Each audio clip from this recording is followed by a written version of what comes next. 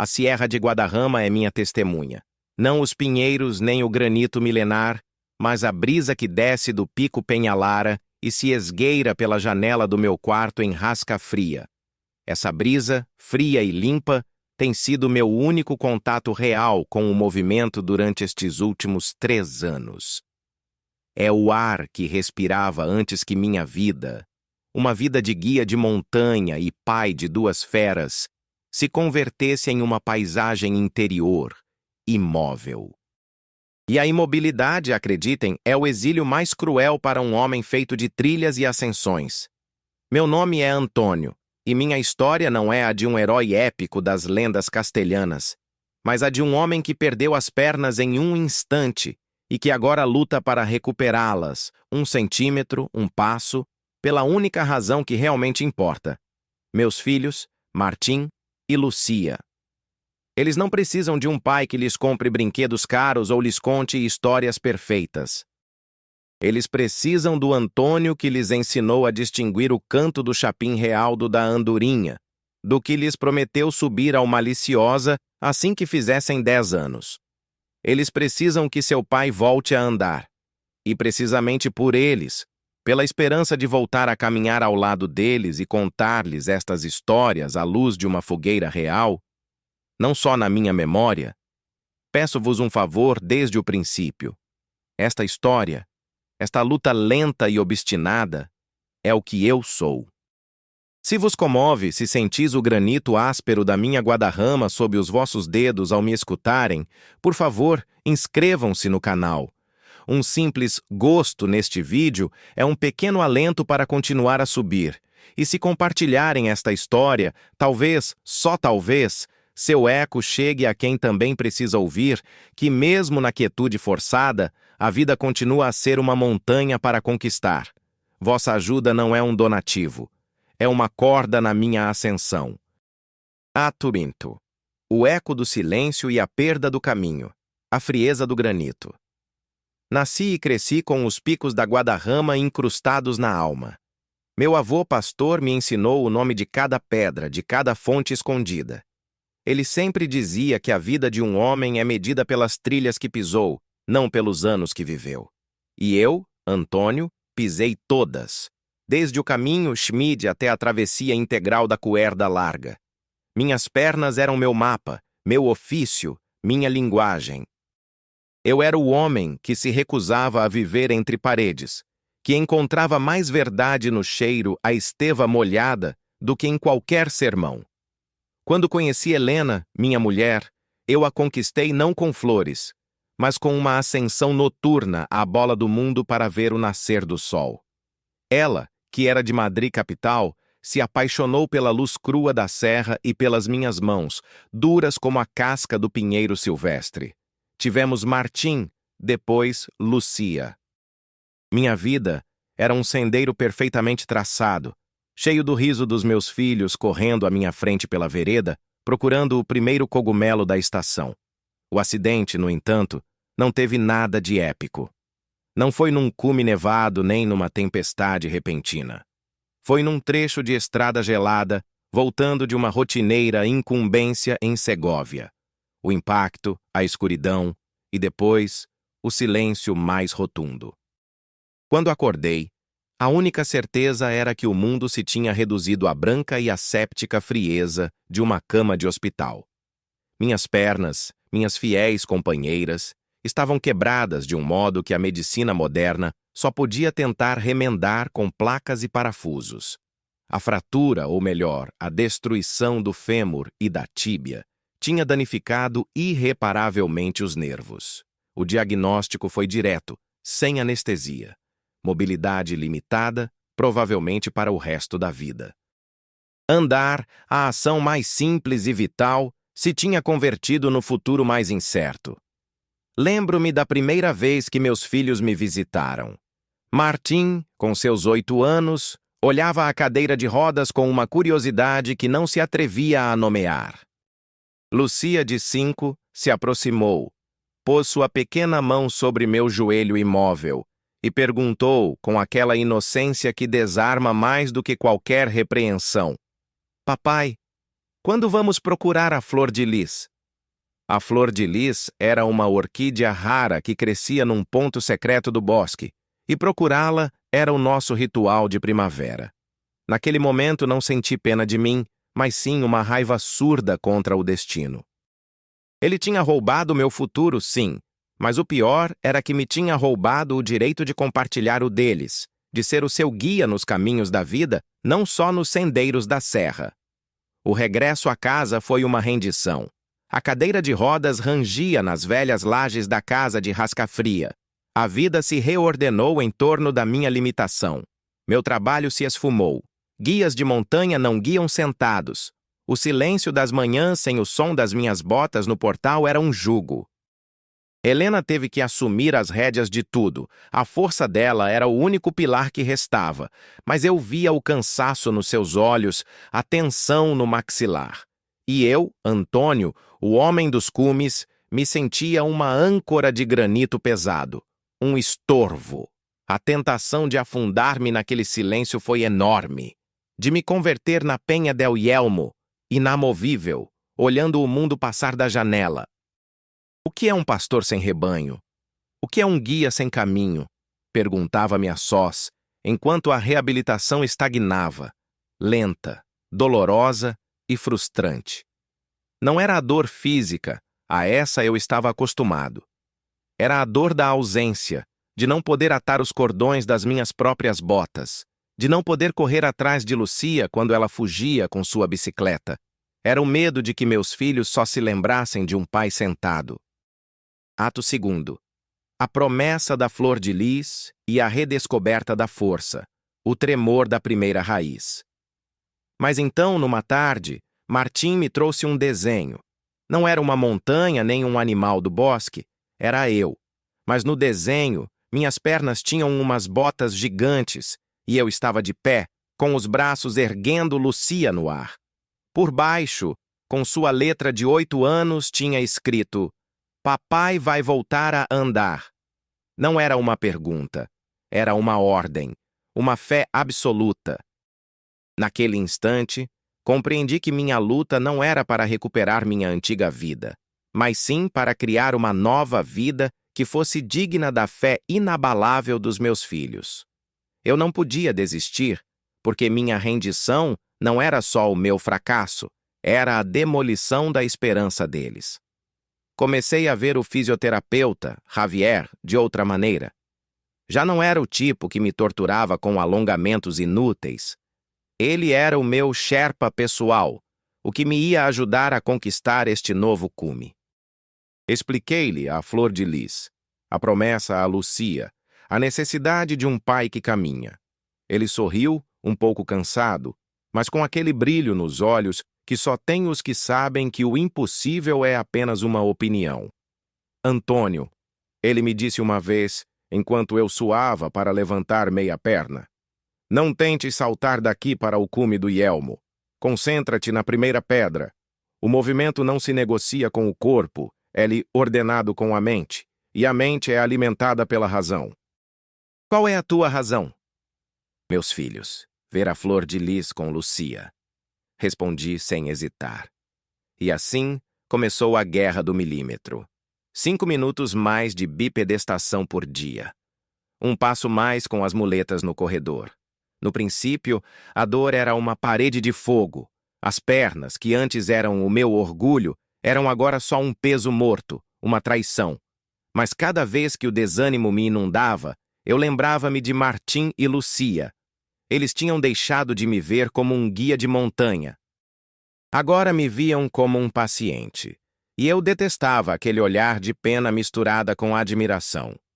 Eu queria que me vissem como o lutador, o que, quando o caminho se fechava, não voltava para trás, mas sim encontrava uma nova senda. Foi então, a meio deste difícil caminho, que me dei conta da importância de compartilhar estas pequenas vitórias. Não por vaidade, mas por conexão. Por saber que a fé de Martim e Lucia se alimenta de histórias reais de luta. Por isso, se meu relato, se minha guerra do milímetro vos deu um pouco de força ou perspectiva, rogo-vos de novo, Inscrevam-se. Deixem um gosto. Precisamos saber que não caminhamos sozinhos. Aprendi a celebrar os pequenos triunfos. O dia em que consegui pôr as meias sozinho.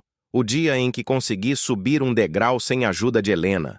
Eram cumes modestos, claro, mas para mim eram o Ielmo, a Maliciosa e o Penhalara condensados num ato. E meus filhos, meus pequenos sentinelas, celebravam comigo. Quando finalmente consegui fazer um percurso completo pelo jardim com as minhas muletas, Martim gritou com a mesma euforia com que se grita um golo na Plaza Maior de Rascafria num jogo importante. Lucia simplesmente me abraçou as pernas com uma força que me fez tremer, e nesse abraço senti a primeira raiz firme em muito tempo. Compreendi que, embora o chão tivesse se movido, meus alicerces, a família, eram de um granito mais duro que qualquer montanha. Ato terceiro. O novo sendeiro e o legado da caminhada. A conquista da luz. Hoje, minha caminhada é desajeitada, assistida por uma prótese leve e a inestimável ajuda das minhas muletas, a que já chamo minhas cordas de apoio. Já não me movo com a graça do raio que cruza o cume, mas com a lentidão tenaz do zimbro milenar. Mas eu movo-me. E isso é tudo. Voltei a pisar a terra da minha Guadarrama, não como o guia que conhecia cada atalho, mas como o peregrino que redescobre cada passo. Há umas semanas, chegou o momento que eu tinha adiado por medo e dor. Lucia fez 10 anos, e Martim, 13. A promessa da flor de lis ressoava no ar limpo de Rascafria. Papai, disse Lucia, já tenho 10. Vamos procurar a flor de lis. Eu te guio. Essa manhã, o caminho não foi uma senda heróica, mas uma procissão sagrada. Helena vinha atrás, observando com o coração na mão. Eu, apoiado nas minhas muletas, avançava com o esforço de quem move montanhas com as mãos. Martim ia ao meu lado, atento, segurando a minha mochila e oferecendo-me o ombro sem que eu tivesse que pedir. Lucia ia à frente, com seu cabelo loiro a bailar ao sol, seus olhos procurando entre a esteva e o pinheiro o lugar secreto da flor. Cada passo era uma martelada na memória. O joelho protestava. A prótese era fria, alheia. Mas ao levantar a vista, via meus filhos, e sabia que o verdadeiro cume não era o Penhalara, mas a determinação de chegar àquela flor com eles. Chegamos. O sítio, um claro oculto, estava cheio de luz. E ali, solitária, majestosa, estava a flor de lis, uma orquídea silvestre de um violeta impossível. Larguei as muletas, ajoelhei-me no chão úmido e fiquei ali, a observá-la com meus filhos ao meu lado. A dor física dissolveu-se no calor daquele momento. Nesse silêncio, com o cheiro à terra molhada e a pinho, compreendi o verdadeiro legado que quero lhes deixar. Não a velocidade, nem a força bruta, mas sim a capacidade de se levantar. A certeza de que não há pico demasiado alto nem vale demasiado escuro se encontrares uma razão para continuar a avançar. A flor de lis era uma desculpa. O verdadeiro tesouro era o caminho que tínhamos percorrido para chegar até ela. Martim se aproximou e pôs-me uma mão no ombro. Já és de novo o guia, papai. Só que agora a tua rota é diferente. E é certo, minha rota é diferente. Já não ensino a conquistar a montanha, mas sim a conviver com o vale, a respeitar o limite e, sobretudo, a superá-lo com fé obstinada. Esta história da flor de lis e de um pai que se recusa à quietude é a essência do que quero compartilhar neste espaço.